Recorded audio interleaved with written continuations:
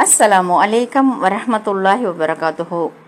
எனக்கு நல்லா தெரிஞ்சவங்க, அவங்களுக்கு பொண்ணு வந்து கொஞ்சம் பெரிய பிள்ளையாக தருணத்தில் இருக்கா. அவளே அதனால அவ கூட படிக்கிற ஃப்ரெண்ட்ஸ் எல்லாம் மதரசாக்கு போகிறதுனால புர்கா போட்டுக்கிறாங்க. இவங்களுமே மதரசாக்கு போகும்போது புர்கா போட்டுக்கிறாங்க. அதனால அவங்களுக்கு வந்து நம்ம வெளியே போகும்போது தலையில் ஷால் போட்டு போகணும் அப்படின்ற அந்த ஒரு இது தானாகவே அவங்களுக்கு வந்து வந்திருக்கு. ஆனால் அவங்க அம்மா என்ன செய்கிறாங்கன்னா, வெளியே எங்கேயோ போகிறாங்க, பொண்ணு வந்து தலைக்கு ஷால் போட்டு வரா.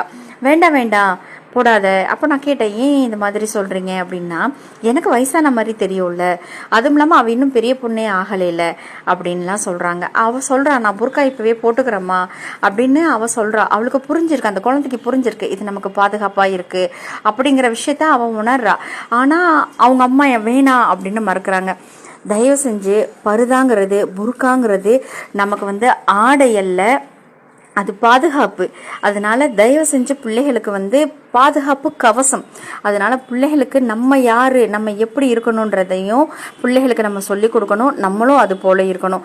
புர்காவை பேணுங்க. அல்லாஹ்வுடைய பாதுகாப்பு நமக்கு எப்போதுமே இருக்கும். மலக்குமார்கள் பாதுகாப்புக்கு இருக்காங்க. அஸ்ஸலாமு அலைக்கும்.